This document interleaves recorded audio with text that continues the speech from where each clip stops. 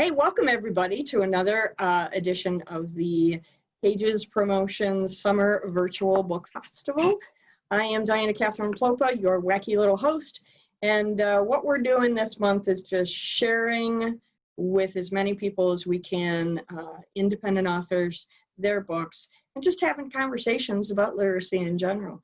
So tonight we are featuring children's author Ted Lemon. Hey, Ted. Welcome. And Ted wrote this awesome. I was very fortunate that he gifted me with a copy the first day we met, and I read it in like, I don't know, an hour and a half because I could not put it down. So this is his children's book, The Troubling Adventures of Jessie and Owen. There you go. This is an awesome chapter book. This is just the coolest thing that I've seen in a long time. And anybody who knows me knows that I love books about books about writers, books about authors, books about kids, adults reading books. And this has got it in spades. This is an awesome book. Ted, can you pretty please give us a brief synopsis of the book? The two boys, Jessie and Owen, are I kind of modeled them after my own childhood. I grew up in a not so great part of town, and they grow up in something similar, where every day is an adventure, mainly because of where they're growing up. It's not an easy life, and they learn to rely on each other. They're new friends, and they learn to rely on each other to get through all the adventures that they have, which they do have imaginary adventures using their books, but they also are interwoven with the adventures that they're having in the real world. And again, not easy times for them. They deal with real world issues. And I think that's actually my favorite and most important part of it. I wanted to write a kid's book that was real. And I've said it many times, the kids that have given me feedback on it, that's actually been a recurring theme, that they love how real it feels. It doesn't pull any punches, but it is definitely a kid's book for kids. Oh, no. This is a crossover book because I saw a lot of my childhood in this book. And that's the hidden, well, I like to call it hidden, kids will read it. Hidden in plain sight is what it is, yeah. Kids will read it and really be able to relate, but not see all of the real world stuff that the adults will be picking up on. Absolutely. So it kind of plays to both ages. Yeah, in that respect, it's similar to Disney in that they try to play to two audiences simultaneously, and I think you have done just a fabulous job doing that with this book. I had such a good time reading this. And again, the reason I love it, not to offer any spoilers, but I will because there aren't any kids in the room, this book is all about how they jump into the books they're reading and engage with the stories on an almost metaphysical kind of way. It's so cool. They make the books come alive in their play, and it's absolutely fantastic. I just love it. Well, there's Jessie in the book is a very spirited kid. He's kind of a rule breaker. He's a loner. He does pretty much whatever he wants and does everything on his own terms. And he doesn't feel like he needs friends to share with until he meets Owen, who is more of a bookworm in a good way, has a very intelligent outlook on life, and they learn from each other. Owen brings out the imaginative side of Jessie, and Jessie brings out a little bit of the Oh, there's that doorbell. There's Andrew. Yeah. Jesse brings out more of the free spirit in Owen that Owen didn't even know that he had. Yeah, the two boys really complement each other well, and they grow together so well. Like an introvert and an extrovert. That's what it is. They're, polar opposites, and they end up working so well together and learn from each other the other's way of living, and they become great friends almost by accident. And it's one of those things where you are rooting for them, but at the same time it doesn't seem as if it's a done deal. And there is something later on in the book that actually threatens to tear them apart, and that leads right into the climax of the book. And that's when they're able to overcome and really bond. And that's where their friendship truly, truly starts. Is that a standalone? No, I am writing book number 2 right now. I was gonna say, it sounded like there's room for more. Yeah, I envision it as a 4-book, as of now, 4-book series. I have all 4 books right here. And it's just a matter of, this one's my very first book. And I got an arc of the next 3 chapters for book 2, and I got to tell you, this is some fun stuff. Yeah. well, and What's that's what's the target age range? well, it starts at around 8 or 9, which that's the age of the boys in the book. But I've had older kids up to 12, 13 really be able to relate. I wrote it in a style that, like I said earlier, it doesn't pull any punches, and I think older kids get a really good vibe off of that. They see that these little kids are living in the real world, and like I said, the older kids can definitely relate to that. So it's not and like, you've got some characters that are a little bit older anyway. Yep. And I think older kids can relate to that, and I think older readers can relate to how the preteen or teenage kids relate to the younger kids and that relationship back and forth. That's and a I big think part that of the book. that's a really key element of the story, and that's why I say it's probably a great crossover book. Yeah, and there's so many different things about it, and I this is, Diana knows, this is where I tend to not be the greatest. I love talking about the book, but I'm not really great at telling people how great I think it is. But the thing is, We all have that problem, Ted. I love it, and I'm not always good at explaining to people what's to love about it. Yeah. If you were to categorize that in a specific genre, would that be like action adventure? That's what I was gonna say. There's so many different elements to it. There's a very strong action adventure element throughout the whole book. But as Diana said a little bit ago, there's the intellectual aspect of it, where they actually put themselves in the adventure inside the book. And I think it's also a coming of age story as well, because you get to watch these kids grow and mature a little bit more with each story. So yeah, and that is definitely the arc I'm gonna go with the 4 books. I envision it to take place over a 6-month period, and they're going to grow immensely in that 6-month period. And by the end of it, I see it as a way to set them up for the rest of their lives. They're going to learn so many things that they're going to need going forward. And we all do at that age. So that's why I think this book is so wonderfully relatable. Yeah, I mean, and that's what I was saying a minute ago. There's so many different elements to it. There's the coming of age. There's the, not so subtle promotion of, hey, kids, enjoy reading. And then there's the action adventure.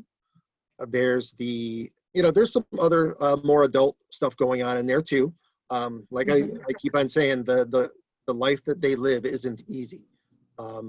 There are characters that, one of the things I did is there's a character that actually smokes and drinks beer. Mm-hmm. Pretty unheard of for. Okay, he's an adult, everybody. I'm sorry, right. Yeah, Owen, he's an alcoholic. Thanks for clarifying. So there is an adult character that drinks beer and smokes cigarettes, and that was a big decision for me. I wanted to write a kid's book, but I knew I shouldn't add that kind of stuff. But it definitely doesn't glorify. It's real life. Yeah. It's real life. It's a character that is not portrayed as a good person by any means. Yeah, he's not a nice guy. And so I think that was my easy way out. I made the bad guy, or one of the bad guys, do bad things, such as smoking and drinking. But that's a natural part of character development, so it's perfectly okay. And that's the thing, is I really struggled over whether I wanted to have that in there, but I set out in the very beginning to write a real story, and I couldn't write that story without having those types of things in there. And Diana knows, that's actually just the beginning. There's another character that there's some abuse going on. So it sounds kind of down for a kid's book, but it's not. But it's so not. It's not. It's there, but it's definitely not slapping anybody in the face. It's subtle. Talk about just for a second. You start this book. I mean, again, for me, the connection is books, right?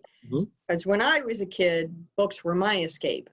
So talk about the first book that you introduce the young readers to. What's that story that they first jump into? And then why did you choose to use that one? I wanted something that is going to kick off the action adventure element of the book. And it doesn't happen until chapter 4. Everything else leading up to that is just a lot of character development and showing you who these kids are. But I chose chapter 4. Chapter 4 is actually my favorite out of all of them, because of Owen picks a book at random to introduce Jesse to the joys of reading. And he has Jesse close his eyes and he starts reading to him about a cave and just what the cave looks like. And he's describing everything to him. And then when Jesse opens his eyes, they're in the cave. And that's where they start going back and forth between the imaginary and the real world. And, like I said, there's some action after that, but that shows you right there that that there's so much joy that they get out of reading, and Jesse's instantly hooked in something that he would have never thought of reading a book for fun. Right. Until Owen introduced him to that, and then it was just off to the races from there. It's super fun. Yeah, go ahead, Troy. So the books that are within the book, are they fictitious books that you've made up? Okay. Yep. The one with the cave is a standalone. It's just a random book that Owen chooses. The next chapter, I introduce a totally separate book that is actually a series of books about a time-traveling super spy. And I love it. They repeatedly jump into that book and live those characters as the time-traveling super spy. So it's really cool, everybody. It's this great idea of a story hidden inside a story. It's so fun. And when they break out of the imaginary, it's pretty pretty smooth unless they're ripped from the story, which happens. And I wrote it intentionally to be very jarring. The real world starts to blend in with the book, and then they're just yanked out of their story back into the real world, and they're in danger. So there's a lot of that interweaving, and I told Diana, and I let her read the first couple chapters of book 2, and book 2 starts with another adventure, and that is actually, out of everything I've ever written, that is my favorite of anything I've ever written. My So favorite much fun. So much fun. And, I can't And- wait and till so- it comes out. So the character's real world time and place, is that made up as well, or is that like a real place well, in the real world? they live at a trailer park, and the trailer park itself doesn't exist. Okay. It is modeled after a local trailer park, not down to the names of the streets or anything like that, or the name of the trailer park, but it is, in my mind, that's the trailer park I'm writing about, even though that's not where I grew up. It's close to me now, but it's such a really cool trailer park that every time I've driven through it, I see kids out riding their bikes and really enjoying themselves, more so than I see in regular neighborhoods. And that's kind of what got the ball rolling. So I put my childhood into that trailer park, and I've interwoven some of my own adventures, as I was growing up. There's nothing specific, just the, little bits and pieces of my own as inspiration. But that's the thing is, in book 2, that trailer park actually gets a name and becomes its own character, kind of. Cool. So no, it's modeled after a real area, but not truly. It's written in modern day, so it's not like 1940s or 1950s. It's like current time. So you don't have a time disconnect. You can imagine this happening today with any group of little kids that happens to play together in their neighborhood. That's actually one of the best points, which we never got a chance to really talk about before, but it was, in my mind, it was a way to show kids that there's a whole big world out there beyond their video games at home. Mhm. And it was maybe it's the father in me that wanted to push the kids outside a little bit. You and I have had many conversations about how kids don't really do that kind of stuff anymore. Whereas when most of us were growing up, it was, free game, do whatever you want outside as long as you were home before the streetlights came on. Exactly. That's the feel I gave to it, but I did, like you said, put it in real world and today. Well, and the thing that's really cool about it is I can imagine this happening. I can imagine the story taking place when I was a kid, Mhm. and I can see the story taking place when my son was little. So it really does bridge 2 generations that way. And I would guess it would bridge even more if you were to ask somebody in my dad's generation. I'm sure they could relate as well. So I don't think that it's specific to a time as it is so much specific to a societal environment kind of a thing, And there's so much revolving with kids nowadays playing their video games. Mhm. And that is in the book, by the way, again in chapter 4. That's kind of what they ended up doing with their adventure in the cave. Jesse has a favorite video game, and when he finds himself in that cave, he imagines that video game coming to life. So it bridges what I thought kids were doing too much of, and with the stuff that they're not doing enough of, getting out and having these adventures that are, if depending on what you make of it, can be so much more exciting than just a video game at home. Absolutely. You Does know? anybody have any other questions for Ted at this point? Again, I fear dominating conversation, but I'm so excited about this book. Oh, dominate the conversation. You know you want to. Oh, Andrew. It's what she's good at. No, not really. She's okay at it. So tell me, when are you writing the series of adventures of the time traveling super spy? Oh, you touched on something that has been in the back of my mind for a while. I mean, again, not to toot my own horn, but I just, when I came up with the idea of that spy whose name is Colton Tripp, it took over the story for me. And now it's like I want every adventure that these kids have to be a Colton Tripp adventure. So again, in the back of my mind, I've thought about, okay, maybe I can actually do a little spin-off with just the adventures of Colton Tripp. And then I thought about advertising and marketing and everything for that type of stuff. So it's weird. It almost takes me away from my true love of Jesse and Owen and takes me down a totally different path of more of the sci-fi stuff. But don't you think it's the same path? Because Well, it's something that you've created two characters that love this character.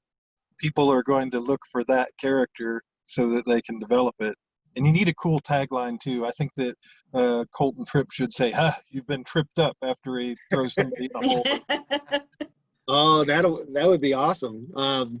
Give him his own little catchphrases. And he does have a companion that there's a running gag where his companion, Steve, is not the brightest bulb, but he's loyal. So, I mean, there's that. Just a running gag where he may not be the smartest guy, but at least he's loyal.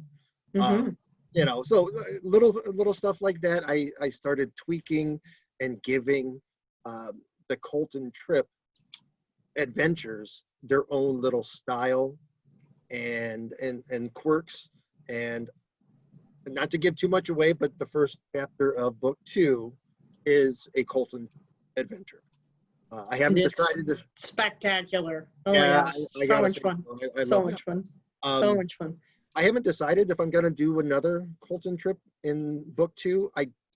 As of right now, I don't have any plans to, but it's definitely, you know, there's a series, Owen series. Yeah, I think Andrew's right on this, Ted. I think that if you do a companion series so that kids and their parents can read these stories in parallel, I think that would be super fun. It's awesome that you brought that up, Andrew, because it's definitely been something I've thought about, but I haven't mentioned to a single living soul. It's just been going on up here, and something that I've wanted to really tackle once I conquer book 2, which is pretty, it's taken me forever, but it's getting there. Yeah. Anybody else have any questions for Ted at this stage of our conversation? Do you have any pets or animals in there that the boys have, like of their own pets or? No, no. That's something I was thinking about today in my books. It's like, I think I have like a pet in each book. Well, and that's the thing is I love pets. We have a couple dogs, my wife and I and the boys. We have 2 dogs pretty much all the time. We've had a couple pass away, but you know, we always get another, and we always have pets. But that's one thing I've never really thought about tackling, but you never know, something might come up. There you go. Anything else from anybody? No, I just wanted to say thank you for sharing. I listened into what I can, but I'm in the middle of nowhere right now and have to drop off. But thanks for sharing. And when does the first book come out? Actually, The it first- is already out. Okay, it is already out? Yep. Then I will look There for it it. I'm catching up with somebody else's, but we'll see how your super spy does. So it's, Andrew, it's called The Troubling Adventures of Jesse and Owen. Yeah. And I know it's available on Amazon, so. I read the first couple there were some blurbs out there, but I didn't see the book. Yeah. Sure. Yep. Yep. But I will look at it later. Thank you so Awesome. much. Thanks for Thank coming, you, Andrew. Okay, so bye. Bye. Say goodbye. Look. Oh. So Ted, why children's books? Why did you decide to write for children instead of for adults? Because as we talked about, these are clearly crossover conversations. So Yeah. why did you decide the younger readers who you wanted to target? Well, that's something we have talked about before. It's something, you know, I didn't go to college, and I've never really pursued my dream of becoming an author. I have done it ever since I was 9 years old, but I've never really, you know, I'm kind of an insecure guy at times, and I never thought I was good enough. So the thing about that is I always wrote short stories, and I wrote what I liked to read, which was a lot of horror. Everything I had ever really written had a horror element to it. And that kind of started to change when I had kids, and my youngest son, whose name is Jesse, by the way, he's not the Jesse in the book. I just used the name. Yeah. They do have some similar attitudes, because my son is definitely a spirited little boy too. Well, he's not little, he's 13 now. But I thought to myself one day, he has a friend named Owen, and it just popped in my head one day, what, you know, if Jesse and Owen ever decided to take over the world, we'd all be in trouble. Yeah. Because they were just two boys that were both the same, and like two little evil geniuses. And that's where it started going. And then I decided to change Owen, because writing a book with about two, you know, troubling little boys, you know, it didn't ring true to me. So I decided to make them opposites. But to answer your question, it out of nowhere, I just, you know, once I had kids, and they inspired me to kind of take a different path. And then once I wrote it, you know, I couldn't very well just leave it. They were watching me. They knew I wrote a book, but Dad, what are you going to do with it? You're not even going to try to get it into a bookstore. You're not going to try to get it published. And I realized, oh boy, this is a, you know, this is a learning thing, and I gotta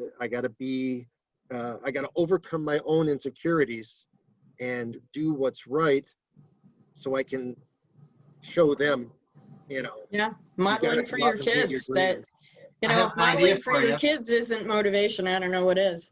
Go Yeah, ahead, Fred. I was gonna say I have an idea for you, unless you've already done this, but you could have one of the books within the book could be a horror book, and it kind of scares them. Just a thought. Remember what I said? 4 books. Oh, you're already going there. 4 books over 6 months. So it starts in June and goes all the way through December. So there's going to be 2 summer books, a winter book, and a Halloween book. There you go. The adventures in the 3rd book, which I already have the name and everything for. The premise, I got it ready. I just got to get through book 2.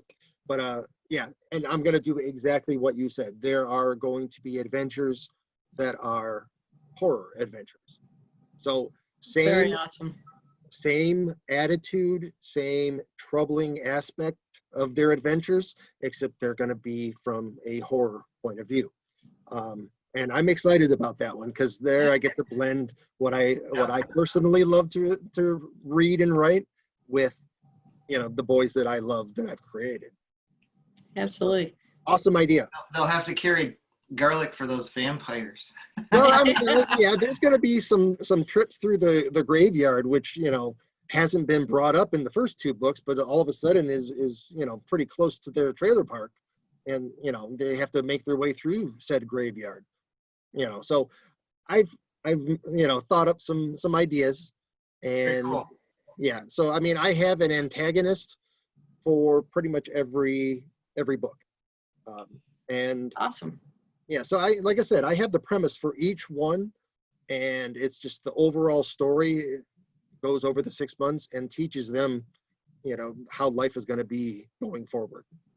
So, Ted, are you a digital author or an analog author? And are you a plotter or a pantser? I'm starting to get the understanding that you're a plotter because you've got 4 books set out, but that doesn't mean that you're not pantsing your way. Thanks. Kate, stop looking at me like that. Because Kate does this. She writes books, but she pantses them, but she knows where she's going. Yep. So Ted is, so analog or digital, and plotter or pantser? Well, in my non author life, I am a list person. I like to write everything down, make lists for everything, and know, or I like to be able to see from point A to point B, have it all laid out for me. But I haven't. It's weird. It's like that doesn't translate to my author side, and I try to write it out, and it just doesn't look good on paper. But it's here. Like I said, I have all 4 books. I know what it is from beginning to end. I don't know how they get there. So I have it all divided, and all of the, like I said, the antagonists, I have the story for each one, but it's very loose, and I cannot get it all done ahead of time. I have to feel it as I'm writing it. And that's been the problem with book 2. I got blocked, and in chapter 3 here, it's just is really a stumbling block I can't get over. Life has thrown us a curve with this COVID thing, so we all get that. But yeah, okay, Kate, there's another one for the pantser side. We've been keeping score, and I think Kate's winning. I am. It's really terrible. I mean, it's weird that in my real life, I want to have lists and everything written down and cataloged and all that stuff. But when it comes to writing, I can't do that. I have to. It feels to me almost like it's cheating, and I know that may be a stretch, because it's either way, it's coming from up here, but I have to be able to feel it. I can't So paper and then write. Yeah, no, that makes sense. I'm kind of, the way you operate writing versus life is how I operate in reverse. My life is more spontaneous, and my writing is very, very plotted. So digital or analog? Well, I mean, both really. Well, I mean, I do take some notes on my phone as I'm as I think of things, just to make sure that I won't forget. But it's all, once it goes on the phone, it just it almost gets forgotten, because like I said, I put it up here, and then it all goes right into the computer. So when you're actually doing the writing part, do you type that out, or do you longhand write? Nope, into the computer. Okay, so it's all typed good. out. All right, so there's at least I get half of you. That's okay. All right. You know what? Real quick, on that note though, when I first started book 1, I actually did do it that way, where I started just not long form, just writing little things to remind myself, and just writing it out, and then it's like it's almost all there. Why do it that way when you can just feel it, rather than, it's almost like taking notes and writing them down, as opposed to letting it flow naturally. So I did try it, but it wasn't for me. I found out pretty quickly that I needed to be able to feel what I was writing as I wrote it. Yeah, I get that. Yeah. Any other questions from anybody else? When you were little, who was your favorite author to read, whether it was children's books or not? As I got older, quick little story. Coming from a very different kind of family, my mom and father were divorced, and my mom and I it was just the two of us for a while. And I remember very, very vividly her reading me a bedtime story, but the bedtime stories that I got were what my mom happened to be reading. So my vivid memory is her reading the novel of the movie Jaws to me. Right. And it was Is that where the horror came from? maybe that's the thing, is I've seen horror movies when I definitely probably was too young to see them, and I got that love of horror. I jumped on Stephen King pretty early. I tend to I tried Stephen King and I liked the stories, but his way of writing was a bit heavy for me, so I jumped over to Dean Koontz and just zipped right through all of his. So his writing style is a little easier for me to read. I'm not a real patient reader, so his stories tend to move a little faster. So do you have a favorite children's author? Not a favorite children's author, no. Dean Koontz is pretty much my favorite overall author. Okay. I love his stuff. Awesome. Any other questions? Okie dokie. Ted, tell us, and this is going to be, the recording is going to go on YouTube as all the others are, and linked on our Facebook page. So for Andrew's benefit and for everybody else who couldn't make it tonight, I understand you have special going for your book, so if you could tell us about that, then everybody can take advantage. Well, the list price for the book is $10. So the special that I'm running is $2 off. So anyone that hasn't gotten one, or if you're looking for another one, feel free to contact me directly on Facebook, and I'll send you one out and get you a signed copy for $2 off, so $8.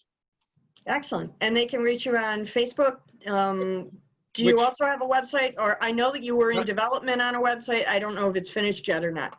No, actually, I was going to have you do it, just with everything that's happened over the last. Yeah, I know we had talked about it, but I wasn't sure if you wanted to move forward with that or not yet. So it was on my list as the next thing to do, and I just yeah, I get it. I let get it. 2020 sweep me away. COVID got me in a writer's block too, and I've been, struggling. I'm going away this weekend in a writer's hermitage, and I told my husband tonight my goal is 8,000 words in 3 days. So awesome. There you go. Well, the easiest way to get in touch with me is either of my pages on Facebook. There's author Ted Lemon, and there's just Ted Lemon.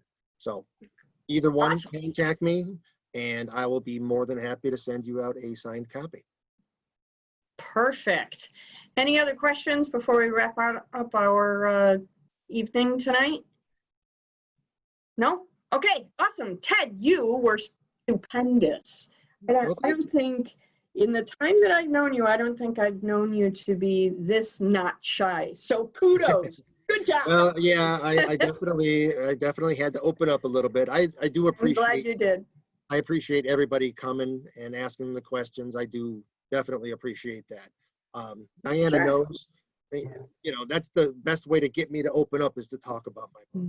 Yeah, well, that's for all thank of you us. for sharing your thoughts. Yeah. No problem. Happy to do it. And that's what I said earlier. I genuinely love the two boys that I created. Well, my real ones, of course, but in the book, I fell in love with each one of them, and that's the thing, is I think about them all the time.